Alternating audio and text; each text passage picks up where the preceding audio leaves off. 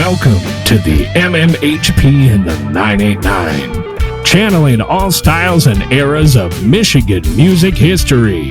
Recorded live from the Michigan Rock Legends Hall of Fame, located inside the Bay County Historical Museum. From the city by the bay.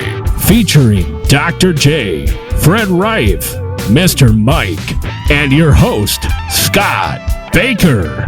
Brought to you by the 989 Podcast Network and the Michigan Rock Legends Hall of Fame, located at the Bay County Historical Society Museum at 321 Washington Avenue, Bay City, Michigan. All right, well, here we are in the Michigan Rock and Roll Legends studio at the Historical Museum of Bay County, and our special guest tonight is Michigan Rock and Roll Hall of Fame member Larry McCray. Welcome, Larry. Hey, how we doing?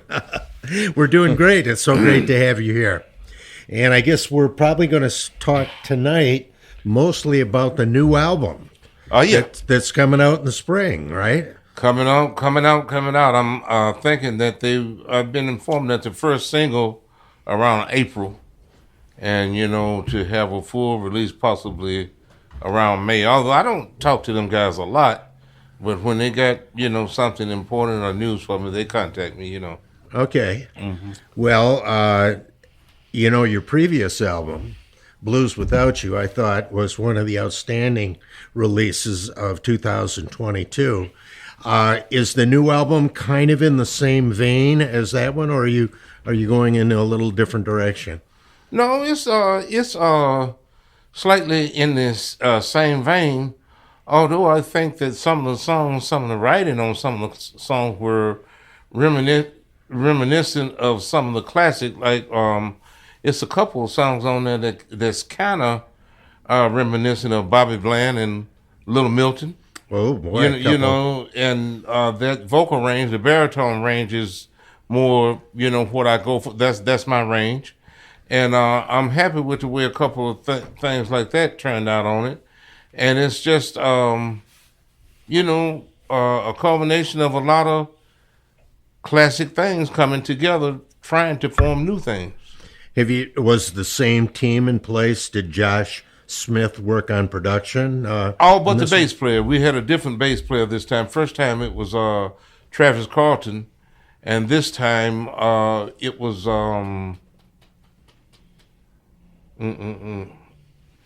Calvin Jones. Oh, okay. Yeah. But Josh Smith, he was still doing the production on it? Yes. Okay. What's Joe Bonamassa's role in the album? Well, he's a producer as well. They do it as a team. Say they both sit behind the console, and whatever they decide together, I guess that's how they roll in terms of making their decisions. But it's a double effort. I kind of don't mind it, because both of them are musicians. They both play. So I think it carries more weight when you're working with a good producer that also plays. When a producer is a musician, also there's a little bit more hand-to-hand expression, if you will. He can. If I can't come up with something on my own, maybe he'll play a riff and say, "Hey, play a riff like this." Okay. Which is very valuable in communication for someone like me, in a situation like that. If that's what you want, if I hear it, it's more plain to see. It's spoken more clearly, opposed to someone who can just look at a piece of paper and read some notes. But even when you do that, you still have to interpret. And your interpretation is what makes that collection of notes special. Someone can write it, and maybe this man play it this way, and you can play it totally different than what they did. So it's all about the approach. Yeah. And you recorded it in Los Angeles again? I did. We went to the same, it wasn't the same studio this time. We went to, what is it called, Scott? Was it Sunset Sound? Sunset Sound. Yeah. Yeah. Okay, that's a pretty famous It's studio. a huge isn't one. it? Yeah, they did a movie on that. Dave Grohl did. Yeah. Okay, wow. Yeah, I believe that's the one he did the movie on. That's Fleetwood Mac and Beach Boys. And Prince did his Tom, Purple Rain there. Tom you know. Petty. Is that where the Doors recorded too? I think so. Yeah, Or oh they my may have been gosh, East yeah. West or one of the Historic. It's a lot of history there. It's Yeah, a lot of history no there. doubt. two. Yeah. Now, did you write most of the songs on the album, or? Oh, yes, I did. Peggy Smith and I, we wrote together. And the ones that we didn't write was one was written by Josh Smith. Two were written by Josh. And Scott Baker also wrote a song on the project. Charlie Walmsley did some co-writing with you. And Right. we have a Yeah, I three-way forgot right about Chuck Walmsley. So is Charlie on the new album too, in some way? For sure. with Yeah. songs. Yeah. Yep. Hey, Larry, you want to go track by track through it and talk to them about? I got the track names here if you want. I don't. Yeah, sure. Does it matter? Okay. Yeah, let's do Which it. one? Let's start from the bottom. Try to be a good man. Who did that one? Well, that's a Charlie Walmsley song. The one I would like to start with is Bye Bye Blues. Bye Bye Blues. Bye Bye Blues. That's Yeah. a one that we did together, and it's very classic, very reminiscent of a whole lot of different things. But it's got that old school groove, Oh, that sounds. dance sounds with your really girl cool. kind of groove. Yeah. Yeah. Now you say we. Is that with Walmsley? You Yes, did that? Okay. yes. All right. Yeah. For sure. Yeah, Larry would take some of these with Charlie as they co-wrote over the last couple of years since the last record, and they demoed. I think that started at Andy Reid's. And My thing have always been, co-writing. I was always usually short for words or hard to learn to put my own words into writing. What I speak into writing, but I became better with it over the years. But what Charlie and I had together, he would Charlie's old school, and he would come up with something, a groove or something like that, and then I would take it and interpret it in my own way, and we would come up with something that felt good to the both of us. Yeah. And that's just kind of how we write, So I have a good, I think I have We could get some a more. good interpretation of rhythm and rhythm concept and structure. How songs go together, especially the songs that I prefer. And so it was always a good team. Walmsley and I thought Charlie and I did well together. Yeah. Well, I should just interject since Lynn is here. Charlie played at our wedding Did he really? back in 1970. He was in a band. Do you know George Herder? Yes, I do. Well, George was in the band. Charlie, Scott Shaver was on drums. Oh wow. But yeah, they were called the Draytons, and they played at our wedding. That was it was very cool. So I've known Charlie ever since then, and he's a very talented guy. He's a good guy to work with. I know you remember Charles Shambo also then. Oh yeah, sure. Yeah. What you said you collaborate with Peggy quite a bit? Yes, how well- does that work? Peggy is my girlfriend or my sweetheart or whatever you want to call her. We are very tight. That's who I'm committed to as in my life. And we write music together. She's always been a big music supporter and a big fan. But I didn't know that, poetry was part of her earlier life. You know what I'm saying? She loves to write. She's always writing stuff. So we got started during the pandemic. I got started sitting around. I just started coming up with all these riffs and stuff. And she said, well, that sounds like this or that sounds like that. And we would just pick a subject and try to fill in the blanks. So between the two of us, wherever I was rough around the edges, she smoothed me out. Oh, cool. And vice versa. Sometimes maybe she was a little soft and my roughness stiffened it up just enough to make it convincing. Yeah. You know what I'm saying? I think we have a good harmonious way of writing, and I enjoy it. And it's definitely a fun thing for us to do together. Oh, without a doubt. Mm-hmm. How many? So, do you have a number of songs that you two composed that are on the new album? I haven't counted. I think it's about 5. Really? Okay. 5 or 6. Yeah. There's 12 tracks on it that I can see right here. Okay. Well, we covered Bye Bye Blues. So, what's next on the Well, track I list. only got his alphabetical here, but I mean, Try to Be a Good Man's Charlie and you, right? Yeah, You know, Stop Your Crying. that's me. That's you and Peggy. Keep On Loving My Baby. Me, All right, and I Know What I've Done. Josh Smith. Heartbreak City, which is I think Josh. the name of the record, right? That's Josh Smith. Ooh, that's a good title. Hangman, which we talked about. Who? Hangman. Hangman. That's Charlie. That's is that the one that three of us did? That we yeah. Yeah. That's the one that they started just like the one he was talking about earlier at Andy Reid's, and we came over to my house and Larry put his vocals on it and Steve did the background vocals, and Larry had me write some lyrics at the end of it that ended up not being used, but Charlie rewrote the head of it after that, and we got a three-way right on I that thought one. what we had It's the best. Yeah. When you guys hear it, we could be once it's heard, people can know more about it. But it's like until you know what's missing, you don't really know. You're not going to know because it's a new track for everybody to hear. So your brother Steve is on the album too?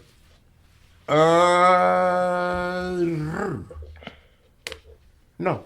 Oh, I thought you. Well, the demos that we did for Josh, okay, it wasn't a finished everything was product. demoed in time. Okay, I No, see this what you're time saying. he didn't play on the record. No, Steve First was time I doing ever had a demos, record that he didn't play on. Wow. Okay. and then Which I'm not necessarily 100% happy about either. But, for me right now, as being in the position I'm in my resurgence,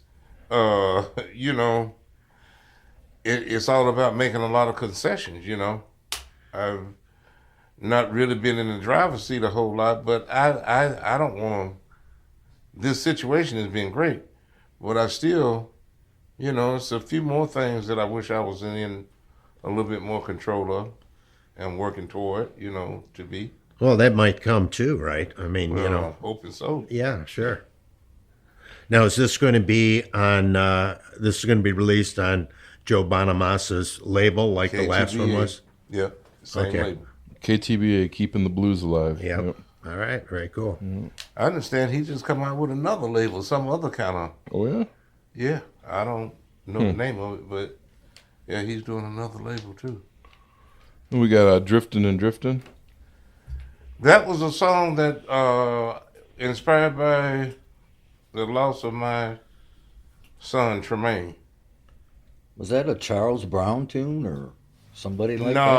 No, that blues version that's Charles Brown's song, but it's not that. It's something different. Okay. Yeah, Crazy World. Me and a gentleman named Jim Garrison that I don't even know if he's still alive or not. Really? I That haven't might- heard that name in a long time. Jim Garrison. Yep, that was I did that with Garrison back in the 80s. Right. Yeah, I think he's passed. I think he's from Saginaw, right? I don't know. Yeah, I Because- think so. Because Bobby Balderrama was talking to me about Yeah, him, and Bobby told me. I think he passed. Yeah, because they were going to look up some stuff they were recording together. Yeah. And then that was Crazy World. Bye Bye Blues. Charlie Walmsley. Mm-hmm. That's the Charlie. first one we talked about. Bright Side Josh Smith. and Back Pocket. Yeah. Yep, that was all of them. I just went through them all. Have you decided on what song's going to be the single, Larry? No. That somebody else would. Okay, that's going to be Joe's call. All right. Hey, Well, we look forward to it. what was better feeling this time about recording the record overall? There was some segments that you thought felt better to you. Just Well, I Comfort? just think I was a little bit more prepared. Mm-hmm. I was more prepared. I knew what to expect going in. Mm-hmm. I came in a little bit better prepared. I tried to come in as rested as I could, but I've been dealing with this thing here, man, with my hip and all my sciatica. Yeah.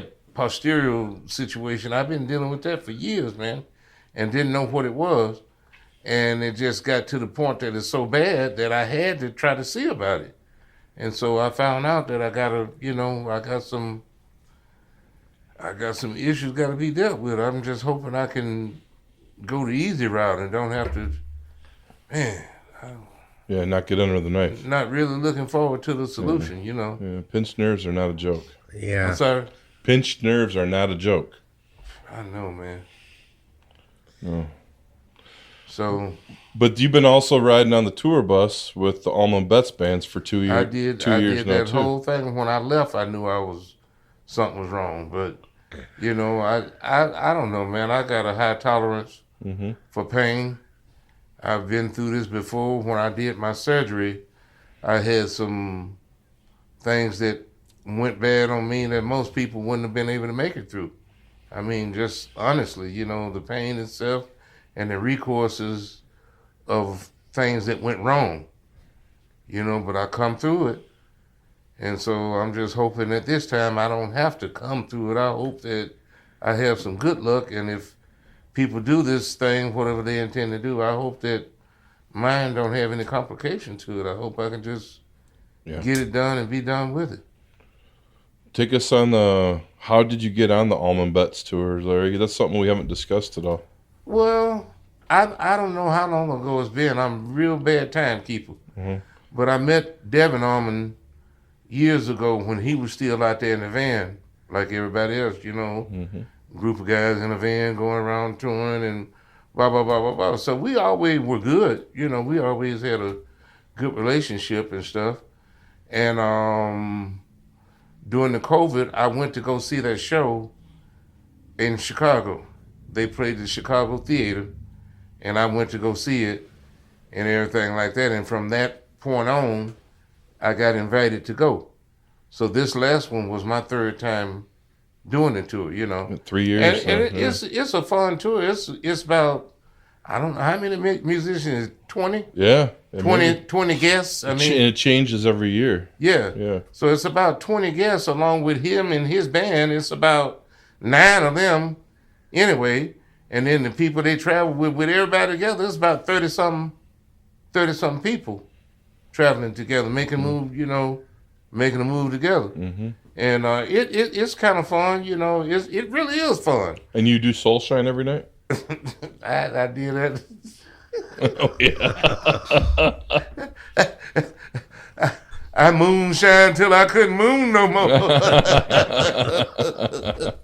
Yeah. But I mean, you know, I still love doing that song. I just wish I could express myself a little bit more. But I mean, you know, hey, maybe in time. Right now, I'm just satisfied with being there for what I'm needed for, you know. But the thing that really feels good is that they do really give me a lot of props as being a senior musician. Now, the only person older than me on the tour is Jimmy Hall. Jimmy Hall, What Willie?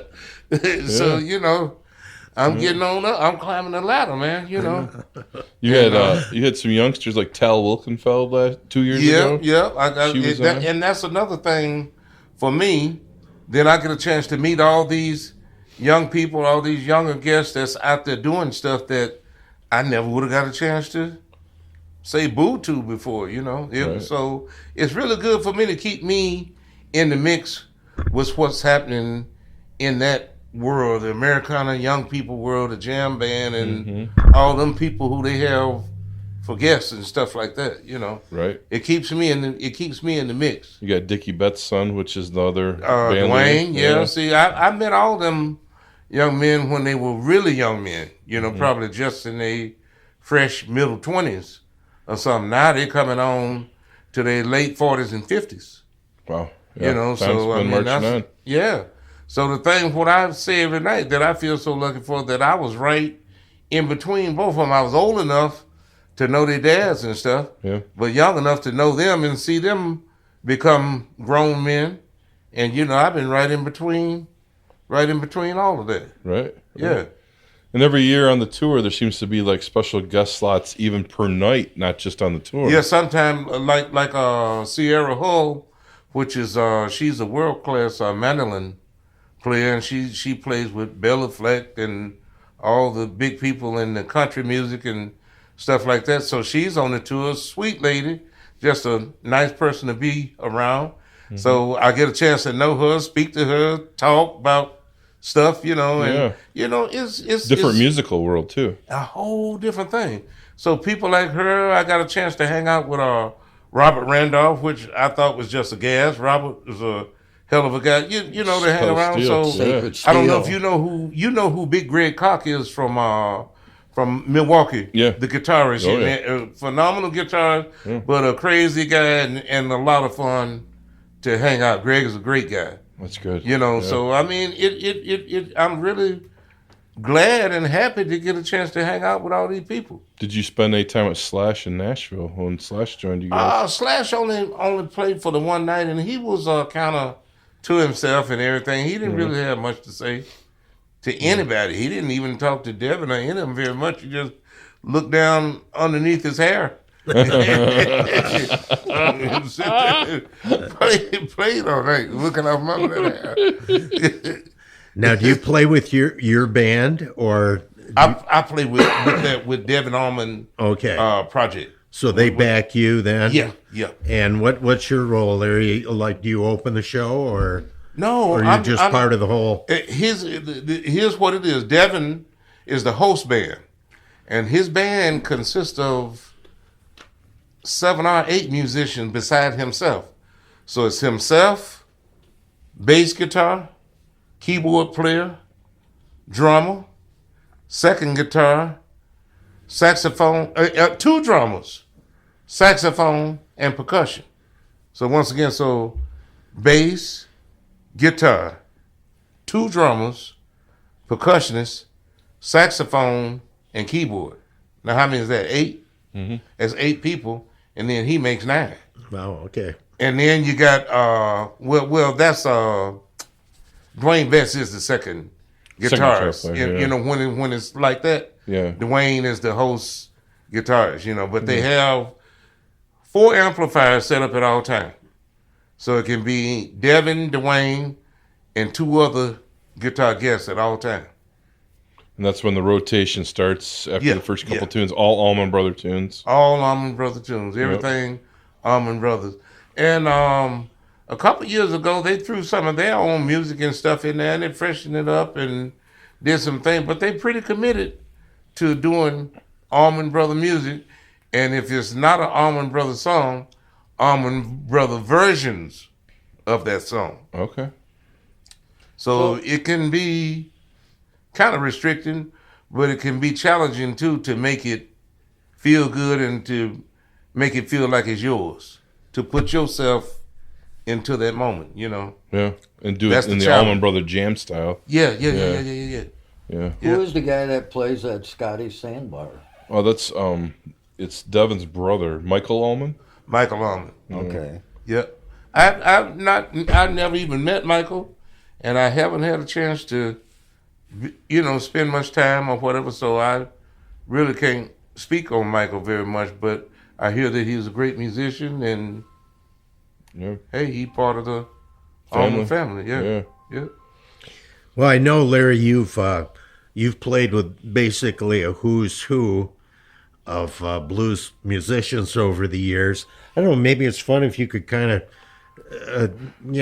tell us and the listening audience of your experience. Let me just start out with one of the kings of the blues, B.B. King. What was the circumstance where you got to play with B.B.? Well, I met Mr. B.B. King for the first time in '87 down in Detroit at, I want to say the Majestic Theater. I believe that's where it was. Mm-hmm. And that was in '87. So in '89, I started opening shows for Mr. B.B. King. Wow. And so then, we graduated from just BB shows to BB and Robert Cray shows. And we did a lot of that through the 90s. And the last time I think I opened for BB was in 2005, and he played at the Soaring Eagle right here in Mount Pleasant. So, yeah, I'm assuming you, at least at one point, got up on stage with him and played with him, jammed Never with him? on stage with BB. Oh, really? Okay. No, never on stage. But he would always acknowledge us every night, and some of the guys would come up and they say, "Man, I don't know why Boss don't never call you up. Why don't you ask him to come and sit in with a number?" And I just said, "Man, I couldn't I couldn't bring myself to ask him, can I sit in with you? That would just always seem like too intrusive for me. And back in, a lot of the days, a lot of the club days, would be guys come and want to sit in, or some guys that would even come and just kind of muscle their way in on the show and ruin things and stink up things for everybody else. If somebody wants you to come to their stage, they'll say, hey, man, can you, So evidently, I think BB was satisfied with, doing his show, and just at that time, maybe he didn't want no sit-ins. Maybe he just wanted to do his show. Well, but I didn't never take it personally. The fact that he always said good things about the band and stuff like that was enough for me, and he always had conversation for me. Yeah, he seemed like a real nice man. Oh, he was the best, man. He was the best. BB was right down on the ground. His feet was right down on the ground. And his daughter, Shirley, at the time was singing a lot in Chicago in the 90s. And I played with him one time over at the Meyer Garden. Oh, okay. And Shirley came, and, she was at the show. So I seen Shirley, hey, girl, how you doing? So come on, let's go around here and say hi to Daddy. We went around there to speak to BB's. Time I got there, is that the guy? That's what he said. He said, is that the guy? And then she said, oh, Daddy, get it out here. She said, I'm 50-something years old. My dad is still trying to get me married off on somebody, like that. But he gave me a hard time. So we talked. The last time I talked to BB King was in Mount Pleasant. And so, we finished our show, and I waited till he had a few minutes in the dressing room, and I kept on walking around the corner, peeping in rooms till finally I looked back there and saw him.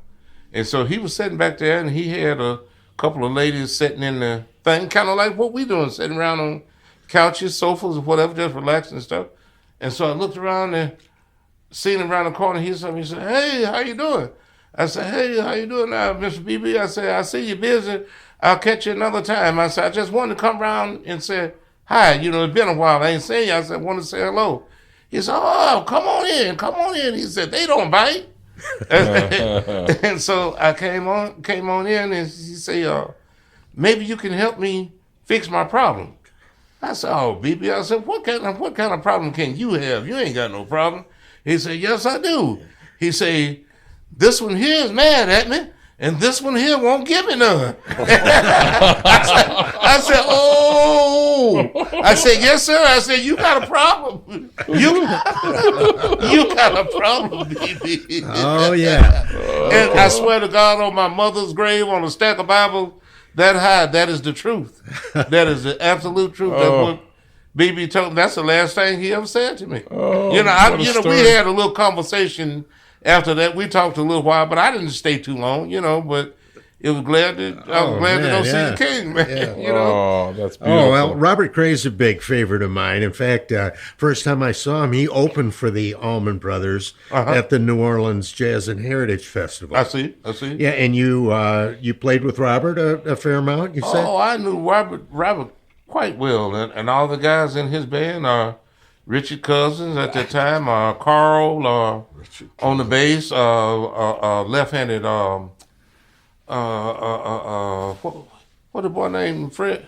I only knew Richard Cousins. Yeah, and then he had, I'm trying to think of the drummer, the left-handed drummer. He had him for about 20 years, and then it went to his drummer now is, I can't think of nobody's name. But I knew Robert's whole band, I knew all of them. I still do know them guys. Keyboard player was Jim Pugh. Jim Pugh was the keyboard player. And the Kevin Hayes was the drummer. And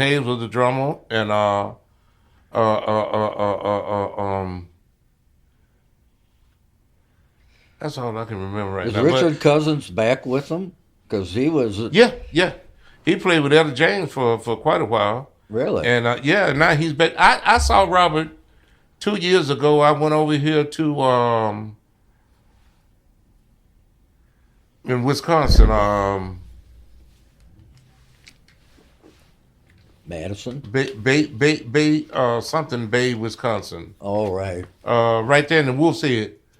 Anyhow, I went over there. They had a big Hogan over there, and they had Robert over there, and so they called and asked me if I wanted to open the show over there. So I said sure. So I drove over there, and I said only one thing. I said, tell Robert I want to sit in one number, just one number with the band. And so come to find out, they didn't want the band. They didn't want anything. They wanted me by myself. So I went by myself, and I did my acoustic show, by myself and everything. And at the end, Robert said hello, but was really kind of distant. He didn't have much to say, but Richard and all the rest of the guys, man, hey man, how the hell you been? Everybody was really congratulatory and glad to see you and everything. But been a lot of years since I seen Robert. Did you play a few more dates on that tour, acoustically opening for him, or just that? No, not with Robert. I did some stuff with Tab Benoit. That's right. With the acoustic guitar. That was your more of a more recent tour. Yeah. This summer. Yeah. I did a bunch of stuff with him in the summer. Yeah. I know Albert King took you in too. Yeah. Oh, Albert, that was my guy. He give us. He never pulled a gun on you or anything. No, he didn't pull no gun on me, but I know he wasn't left-handed. He was right-handed. Oh, okay. Yeah. He used to sit on the door down at Blue City Cafe in Memphis, and Albert would be sitting there on that stool, and he'd have his pistol in his pocket. Hey, fat boy, come over here. Where you been? Look at you. When you gonna lose some weight? And he come to our session when we were making the Delta Hurricane. So Albert come down there one morning. He was already there. We were starting at 12 o'clock. He say, your band on time? How come you can't be on time? And so I had a bunch of chicken, what I had got for everybody. He said, give me a piece of that chicken. Oh, you think I'm playing, don't you? He said, give me a piece of that chicken. So he sat around for a while, and he give us a thing, what he called Beale Street Funk. And we cut it, and it didn't make it on the album. And when we tried to go back to find the masters on it, never could find it. Ain't been found yet. And I've been talking to Gary Bells every time I get a chance to hear word for him. Tigrit, that was involved in that House of Blues, all this stuff. I try to ask him about it, and nobody seemed to know what happened with that track. Who was the, do you remember the producer or the engineers that day? Well, it was a Mike Vernon production. Yeah? Right. And, That was for Delta Hurricane, all right? Yeah. Yeah, okay. So maybe one day to find out. I'll tell you what did happen. I went to the Biscuit this year, King Biscuit. I was down there for the festival, and I saw Jay Sheffield. Do you remember Jay Sheffield? Yeah. He was one of the sponsors down there, and he had a couple of clubs in Memphis. So I said, Jay, do you remember one night me, you, and Albert King was down here, and we took a picture. It used to be a photographer down there named Cantrell that shot everybody's picture. And he said, no, I don't rightly remember. And I said, no. And so I said, man, I sure would like to have a copy of that picture. I've been trying to find this picture since Albert been dead, and that's been, since 92? Yeah. I said, I took a picture with him one night. And so Jay said he couldn't remember, but he went on, and I went on about my business. I come home. About 3 or 4 days later, he said, I found this in my archive. Is this the one you're talking about? And it was that picture. Oh. It was that picture. Wow. Now, let me tell you about technology. The picture is me, Albert, and Jay Sheffield. You can see me and Jay Sheffield real good, but Albert, a third of his face is cut off like that. Oh. So I got a friend right here in town, and I told him about it and told him what I had, and he sent it to one of his graphic buddies that know how to do that AI, and they put Albert's face in, man. Oh. And I got my picture. Yeah, I showed it to you. Oh, wow. I heard recently that my friend Irv, who does the podcast in Lansing, Oh yeah. gave you my tape of when you backed up Lazy Lester? Yeah. That was in what? 86. I don't know. 87? I'd like to know. Original picture. A couple weeks ago we had Mad Cat. Man, Cat Rue. Right. Man, I ain't Peter. seen him in a long time, Fred. Well, anyways, he talked about his tours in Brazil. Uh-huh. And I'm pretty sure it's the same guys that when you were down there and Lazy Lester was down there. Adrian Flores. I think that's the guy. That's probably who he went down there with. He brought a lot of people down there. You went there a few times, didn't you? I went there a lot of times. I went for about 6 years in a row. I went there on my birthday. He knew it was my birthday, April 5th, so he brought me down there for 3 weeks. Every time my birthday rolled around. No kidding. Yeah, Wow. man. So you had your birthday in Rio and Navegantes and Whoa. Curitiba, all around that so good. I got a chance to go from top to bottom over there. I learned so many cities over there that I didn't know anything about, Natal, Recife, Port Alegre, like I said, Curitiba, Brazil, Caxias. Yeah, I saw that photo of Waparay. you and Lazy Lester and 2 or 3 other guys. You know who I ran into down there? That Robert Jr., Robert Bilbo Walker. Yeah, I think he's in that photo. Robert Bilbo Walker was my sister's husband, Evie Walker. Clara was Clara Walker. Evie Walker and Bilbo Walker was first cousin. So when I left Arkansas, we stopped off in Clarksdale, Mississippi, in Alligator, Mississippi. Robert Bilbo Walker was playing in the Jukes at that time down there, and my sister played with him in 1972 on the way up to Michigan. When we left, we stopped in Mississippi and had about 3 days with his kin people before we come back to Michigan, and that's the first time I seen Robert Jr. Bilbo. Well, in Brazil. When I went to Caxias del Sol, I was hanging out with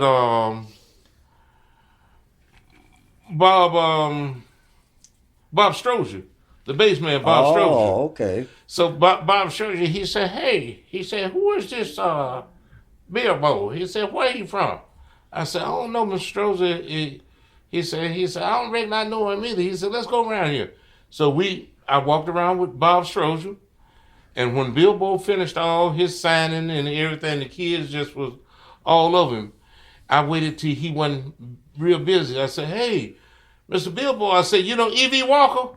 And when I said that, man, that joker raised up and looked around and everything. And so he looked around when he looked around. I said, yeah. I said, Evie Walker?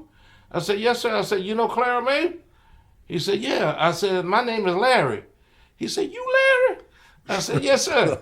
I was 54 years old, and I hadn't seen him since I was 12. Wow. Fantastic.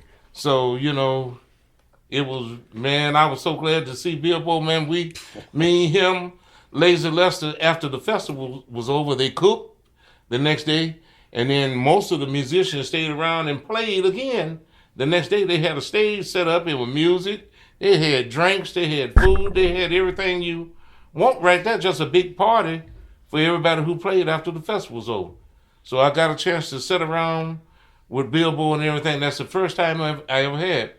I seen him one more time at the King Biscuit Festival, and we were on some kind of panel together. And so we were talking, and they made us hush up. They said, hey, we getting ready to start. So we stopped. And so they had the meeting, and we had, everything what we had. Well, he had to be somewhere after that, and so did I. And that was the last time I ever got to see him. He gone on the next time. Yeah. Wow. Amazing. Well, how about Buddy Guy? Another big favorite of mine. You got any things Buddy on?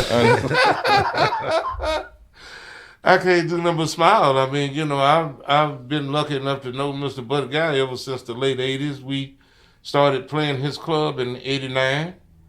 And I know when he moved downtown, and we moved right on downtown with him.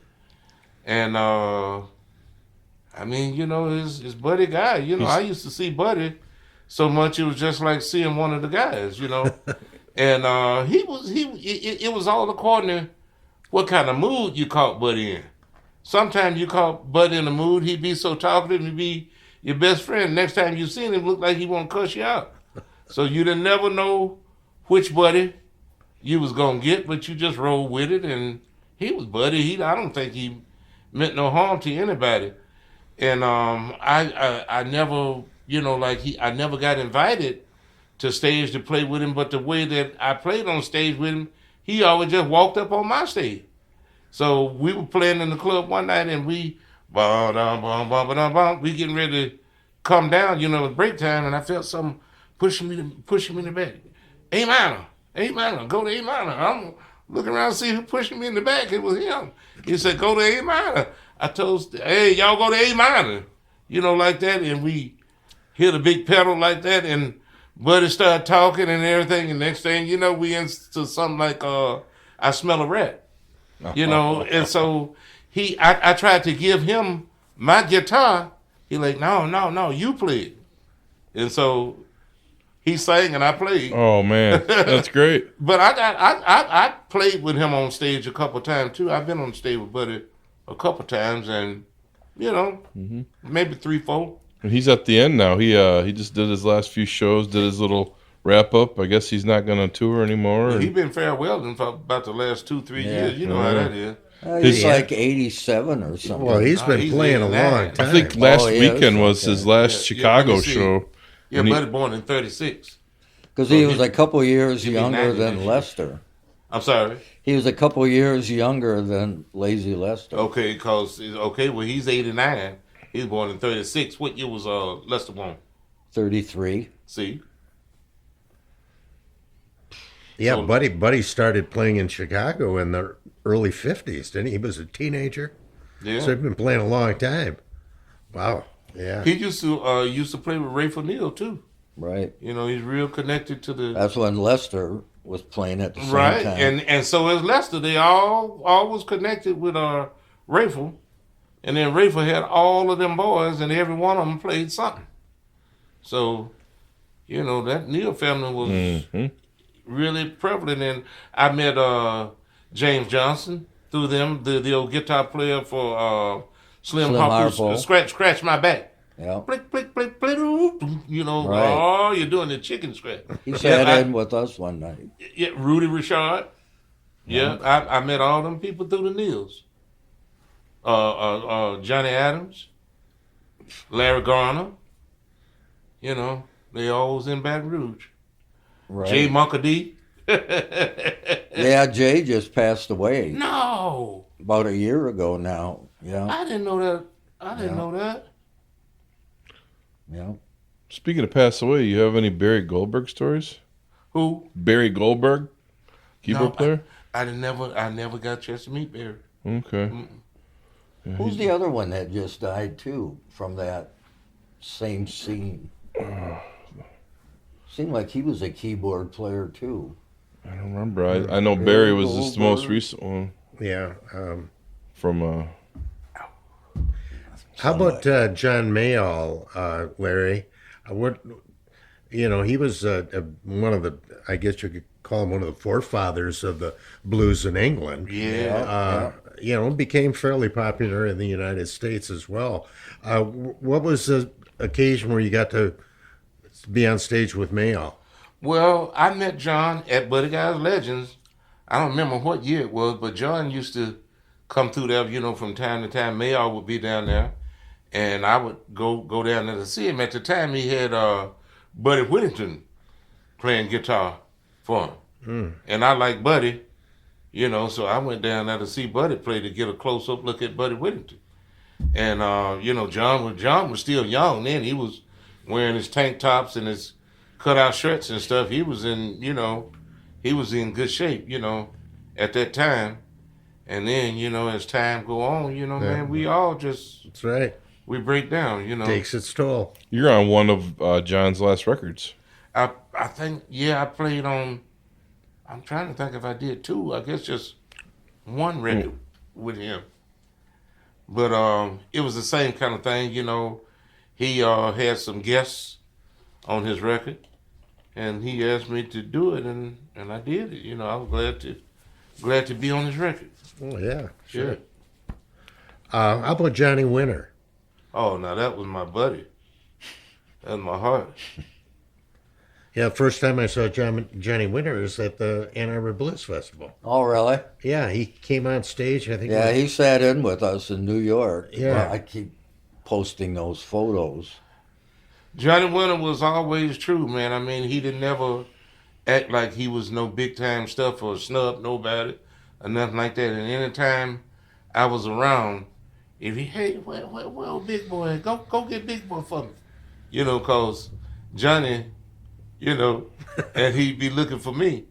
So I always Skinny as a toothpick. yeah. Man. But he was big time smoker, and he knew Big Papa was crazy ass, but no.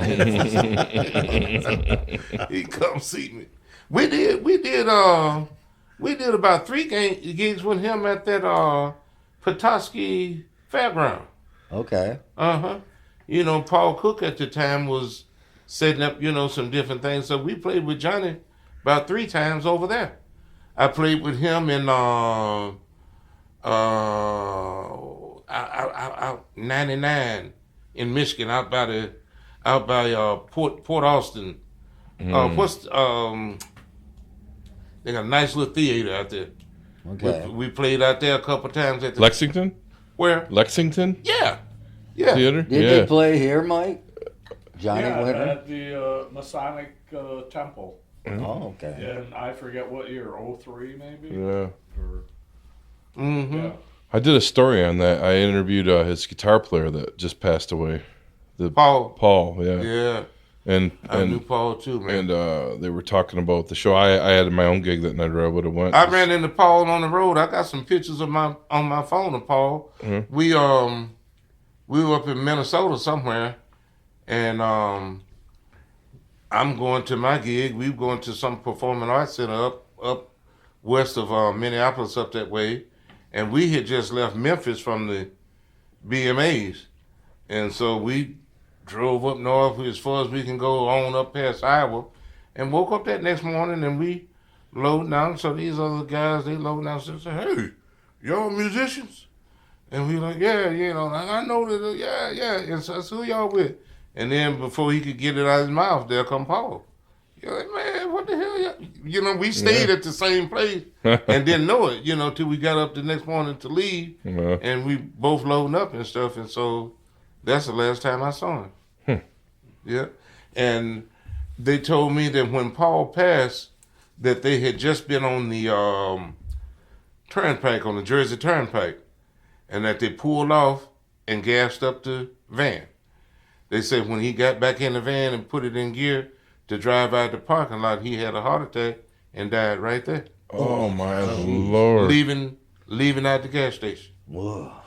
And so he said if it had been 5 minutes earlier, we would have been doing 80 miles an hour going down the turnpike. Right. But they pulled off and got the gas filled up, and when they got ready to leave, he had a heart attack and died right there at the gas station. Wow. He was a young guy too. God. How old was Paul? You You can't find out how old he was on the internet. I wanted that to. I'm assuming he was a young guy. He always seemed to have like. You do Paul Nelson. It's nothing No age. documenting his age. He didn't want his age to be known. Oh. And so you can Google Paul Nelson. It'll tell you about his music, but it don't tell you when he, was born or when he deceased. I remember They'll tell you when he deceased, but they won't tell you when he was I born. remember he was pretty much the keeper of Johnny for so long that it just seemed like the young guy with the old blues guy, Well, it was more to that than just that. Yeah. It was.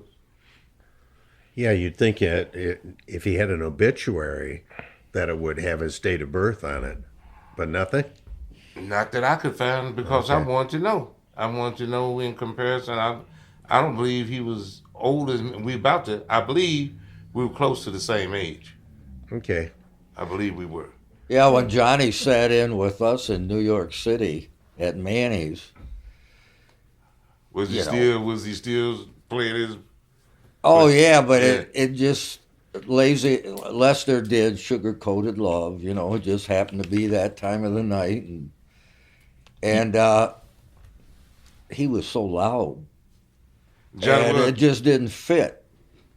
To Lester's music. Yeah. You just put a picture up of that. Yeah, we Ready? saw Johnny. Well, yeah, I'm telling you the story now, because I couldn't wait till he got down. But, the audience loved it, but, where were we? Lim, was that in Flint? Yeah.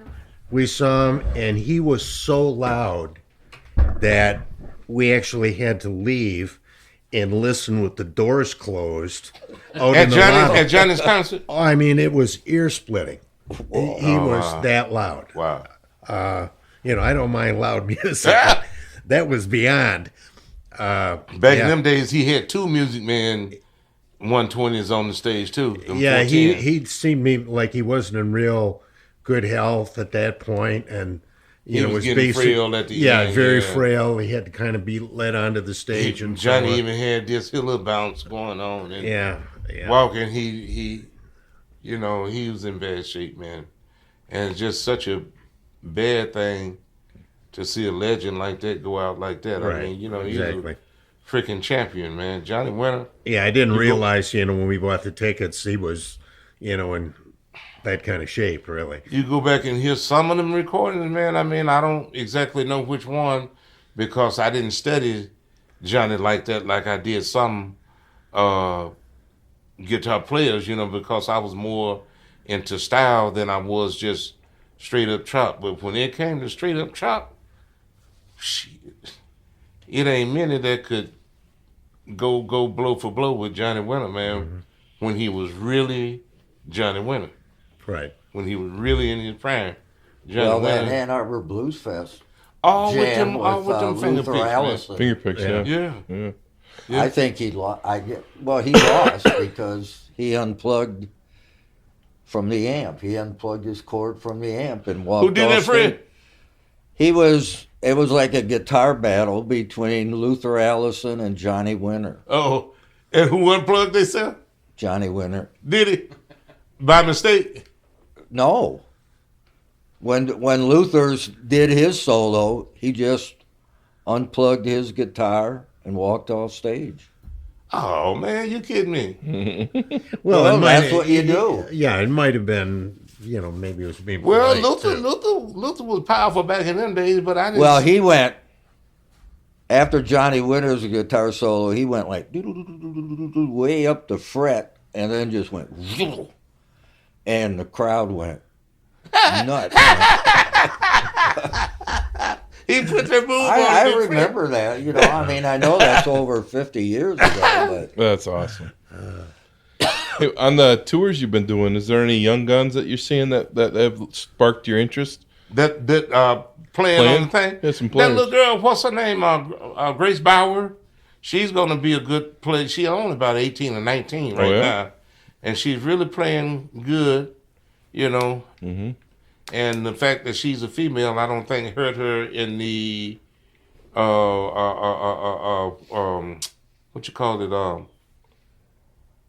promotional world. Yeah. She's easy to promote, you know what I'm saying? Easy on the eyes, female, and good too. Well, shoot. Yeah. How about, speaking of female blues artists, how about Samantha Fish?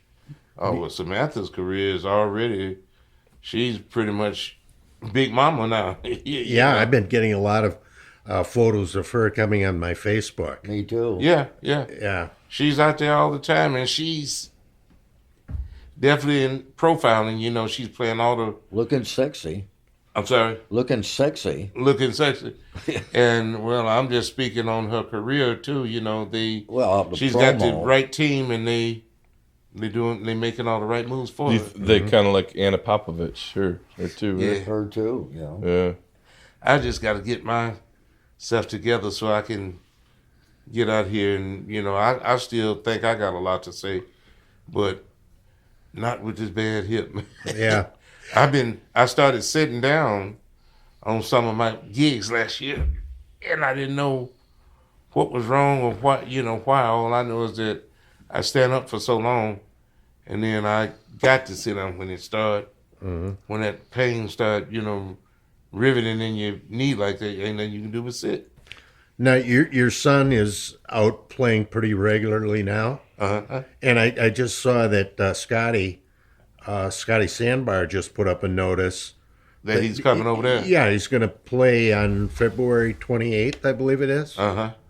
So yeah, that'll be kind of cool. And I'm really proud of what my son is doing. Yeah. My son is double gifted because he can really sing. He's got one of them kind of, you know, R&B type commercial potential voices, but he got a little soul because, you know, he's been raised up around it. His guitar playing is really going to the next level. And so, I mean, I just think that he's complete. You know, even if it wasn't my kid, if I ran into a kid out there playing and singing like that, I'd say that kid there is pretty good, you know. Yeah, that's going to be a good show at Scotty's, so definitely we'll be attending that one. Do you think keep me you on might? my toes, man. I can't play with him. He play more guitar than what I do, but I know them tricks like what Fred talked about.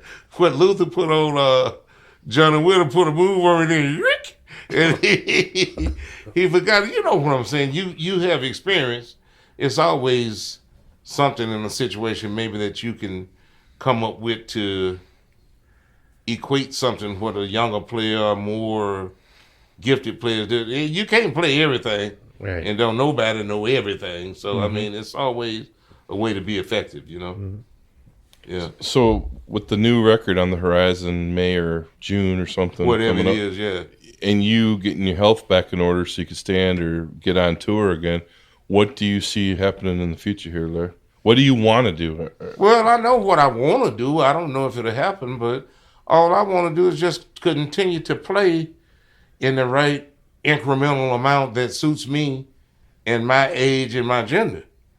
You know, I love playing music still, but I don't want to have to be forced to be out there in this kind of situation or something like that.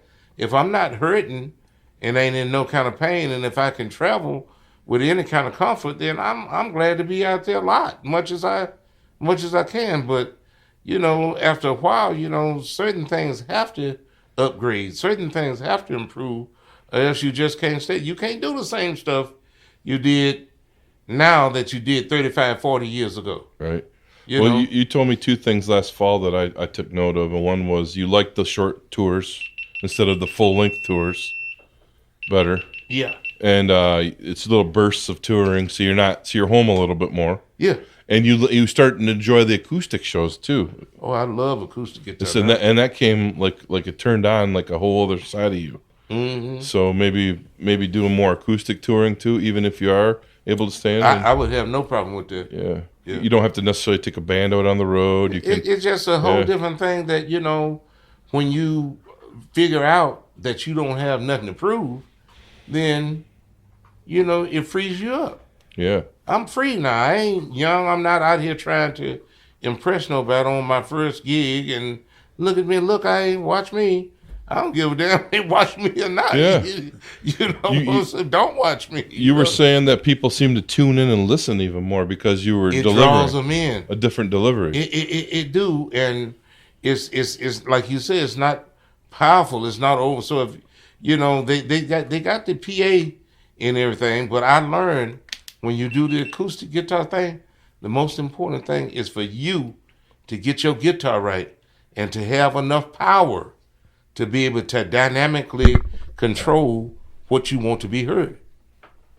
I want my guitar set up hot, but I ain't gonna play full bore all the time. Let me be the judge of that. Let me control when I want to be subtle. Dial it in. But if I want to have something to play on, I don't want no pristine, clean sound.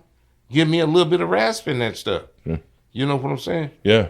And it helps the back line. They're saying that too, is going acoustic. You don't have to have and I ain't talking about them amps. turning up loud. Yeah. I'm talking about give me what I need in my monitor. And then you can so that deliver. I can deliver what I need to do. Mm-hmm. And it took me a minute to learn that and to figure that out. You know, because they always want to dim you down, and when it's acoustic, and you go to play something, it's just like you break the string, because it's like the damn thing ain't even on. You understand? Oh, yeah. What I'm. I know you do, because you play acoustic too. Yeah. But if you got what you need, you can get about. You can do what you need to do. Yeah. I love that when you got home after that Tab on Moi tour, and you're like, Scott, I just love this now. It's like it opened up a whole other world. We had talked about it for a long time. Yeah. And you did a couple here and there. Yeah. But until you actually grasped an audience and seen what they could do, and you were like, now it's like, I would be worried about it, everything. What am I doing? Oh, I figured out, just be yourself. Just be natural. Just try to act like you like this right here. Yeah. If you can be this relaxed and this calm and this at ease with yourself when you're doing your solo show, It's awesome, Larry. So I hope that you do get to go out and promote the album later this year as much as you can. Your Almond Bet shows, you pretty much are guaranteed. If you're feeling better this fall, it's a fall thing, right? And I got a call from him today. I got a text. I didn't get a call that Greg Koch is going to be doing something in Milwaukee. I was part of his video on his last album, and the album has been out about a month and a half, maybe 2 months now. But he's doing really good with it, and we got a video out together. I'm on his video. Okay. And so they got some kind of performance somewhere that he asked me if I wanted to, we'd love to have you there, can you be part of this and all that and the other. So I just hope that it coincides with this plan. Well, his stock is on the up right now because he did the Rick Beato YouTube thing. And anybody that's been on Rick Beato, it just shoots you into orbit. Who was on that, Devin? No, Koch. Greg Koch. Greg was on that. Yeah, he was just recently on there like 2 weeks ago. Okay. And it's like now everybody knows who he's on radar, Oh, yeah. So that's a good thing. Well, I've known who he was for years, you know what I'm saying? But the way I met him, one time we were playing on the Summerfest together in the early 90s in Milwaukee. And he and I weren't scheduled to play together, but Noel Neal was my bass player at the time. And so he had this classic 54 Chevy that he used to love to ride on. It was clean machine. He had sounds in there and everything. It was clean. And it was old 3 on the tree. And he used to like to drive that car around. So we were playing in Milwaukee. He was living in Chicago. He wanted to drive the old car up to Milwaukee to the festival, come clean, styling an old car. Well, we left early, and they didn't leave in time, and they got caught in that gullet of traffic. Mm-hmm. And when it come time for my gig, I was there by myself. So the promoter said, what you go? I went out, and I played by myself. But then coming up next was Greg Koch. He said, do you mind playing a couple of numbers with the next group coming up?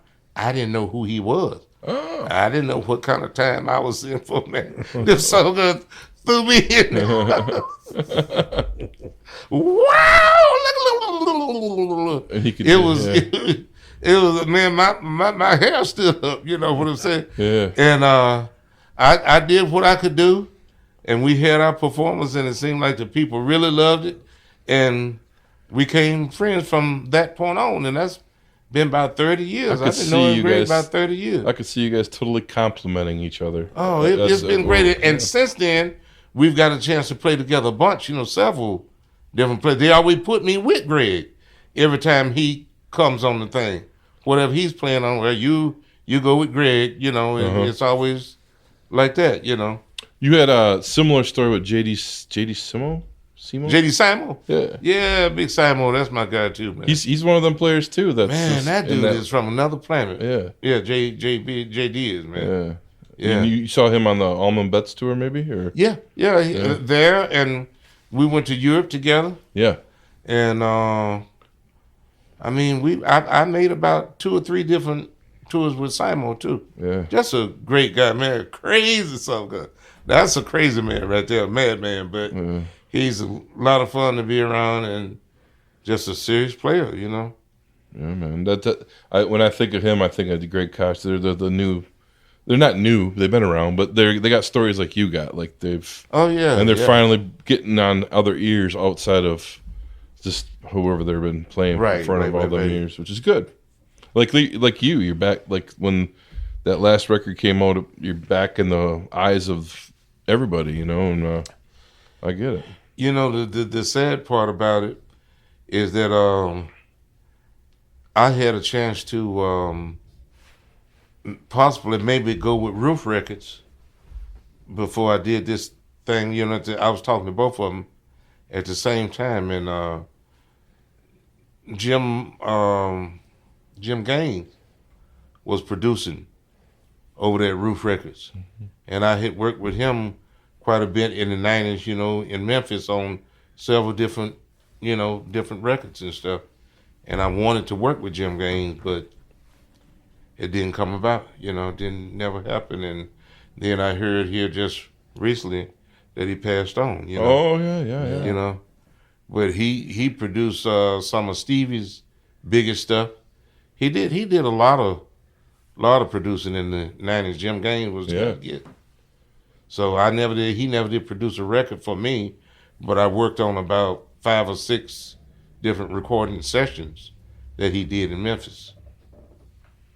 So I hate that he passed on, you know. Right. And what's Tab Benoit's label? You were talking about them too. Is that the same one, Roof? Or? I don't know much about Tab's label. Okay. But I know that him Could be and Rough. What's it called? It could be Rough. Yeah. I couldn't remember if that was Roof 2 or not, you know, Roof Records. He might have put out some stuff on Roof, but Tab got his own label now. Oh, okay. And so does Mike Zito. Oh, yeah. And he's coming to Saginaw. Mike Zito's coming to Saginaw? Yeah, he's playing the Vault. Is he? Yeah, in March. Yeah. Oh, okay, I didn't know that. My buddies in Steepwater Band out of Chicago are opening. I know them boys, too. I know Jeff, man. Yep, just a great cat. Yeah. Yep. It's all right. I got to...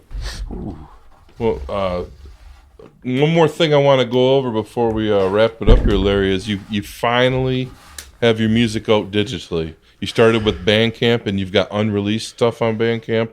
You got B-sides on Bandcamp. You formulated your own. Every record's on Bandcamp, right? Right. And what's your thoughts on getting all your albums out digitally? Have you had any good feedback? Well, I think that it's reaching more people. Yeah. And I think it's definitely good to be present, you know.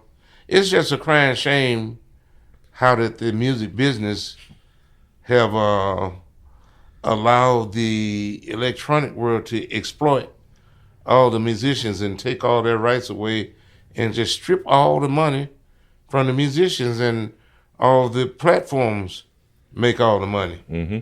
You know, and don't want to share it with the musician, give it all to some psycho on a podcast or some stuff. Right. Yeah, you don't make money from recordings anymore, right? No. I mean, you have to play live really to make money. That's why concert tickets so high. Yeah, exactly. You know, go see a band. You got $500 or $1,000 to go to a concert. Yeah, but in all fairness, that's the only way they can make any money. Right.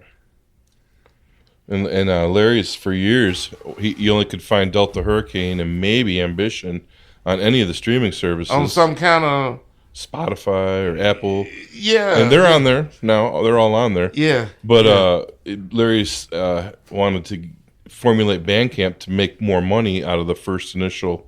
Because it's more, Bandcamp allows you to make more money than the broken pennies you get off the other services. Yeah, exactly. So he started out last July and had... He even put a bonus live record, a bonus studio album on there, or at least outtakes, and everything. All the B-sides are tracked down. Every B-side from all the compilations are on your Bandcamp. So everything Larry's ever put out or you can find on him is on Bandcamp right now. And then now it's starting to slowly trickle onto all the other services with the Magnolia records. The first 2 Virgin albums are on. We're working on Born to Play the Blues is hopefully out there now. Yeah. slowly but surely. But we're slowly getting them all out there, and it's really widened the blues audience, and they're allowed to see Larry now. I mean, the Joe stuff that came out for the last record was huge everywhere, and now we've got a new record on the heels here. So yeah, I guess that's the way you have to look at the streaming services. Is it's a way of promoting. You're not going to make a lot of money out of it, but at least maybe more people get to hear your message out there. Yeah, and got to, I guess, take it for what it's, the value that it does offer you. So someone like Taylor Swift, who has like 1 billion listeners or whatever you call it, streamers. Well, people like that are the only ones that make any money. Yeah. I mean, her fans, and if she wanted to change it up, she could change it because she's big enough, but she's making hers, so she don't care about. But you need somebody that strong to stand up against the forces that be. Yeah. If she took her music off of that, they'd feel it. Well, let's hope that Heartbreak City, when it comes out here in the summer, strikes a chord. I know you told me one thing when you called me from LA that they were looking to cross promote you on rock channels, possibly with Back Pocket of all tunes or whatever. You never know. You get a little bit of cross promotion like all them other artists and get played on all the other channels, and you never know. You know what? It's not important for me at this age to make a whole lot of money that I never spent. That kind of money, I don't need that kind of money.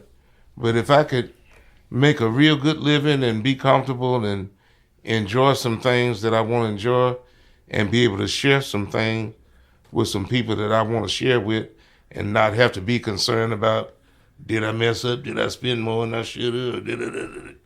All the pain that goes along with that. If I could live without that, that's enough.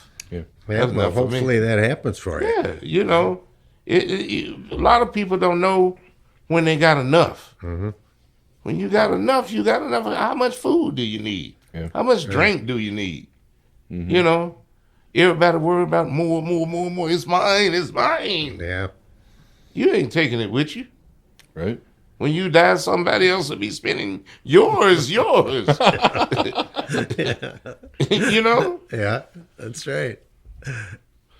Well, thank you, Larry, for coming on, man. Yeah, so we cool. look forward to your health getting better and the new record and the tours to come. And that's, the bad thing about it, man, I feel good. I feel, like internally, like everything working.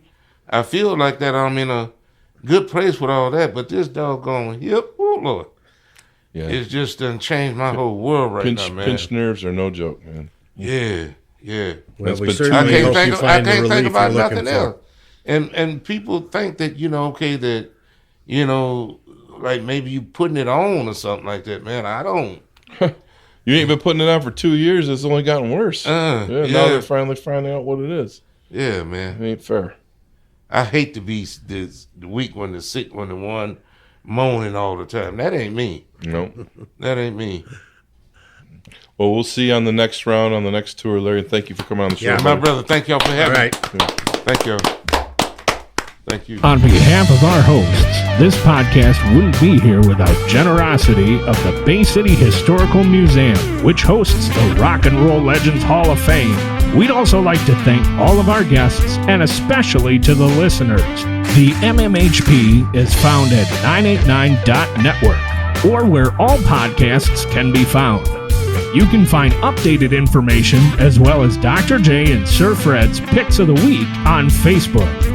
Also on Facebook, check out Mr. Mike's Local Music Live series and Scott's Mid-Mitten 15 from Harvest Canteen Studios, featuring one-on-one interviews with Michigan music artists. You can connect with Scott on the web at scottbakermusic.com, Dr. J at michiganrockandrolllegends.com, Sir Fred at fredrife.com, and Mr. Mike on YouTube as Mr. BT1. That's MRBTEE and the number 1. On behalf of us hosts, Dr. J, Sir Fred, Mr. Mike, and myself, we'd like to thank Mr. Eddie Switek, the voice of the MMHP and the 989. And Scott Baker also wrote a song on the project,